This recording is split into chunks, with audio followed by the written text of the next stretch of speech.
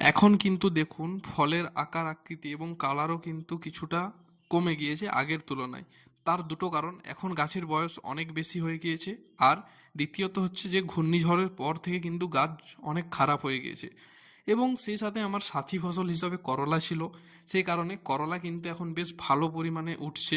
এবং শশাও কিন্তু খারাপ বলা যাবে না, কারণ 30 শতক জায়গাতে এখনও 80 85 থেকে 90 কেজি করে শশাটা উঠছে।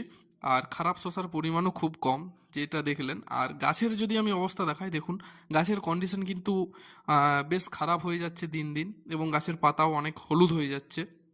তারপরেও কিন্তু শশার যথেষ্ট কালার সুন্দর রয়েছে দেখুন।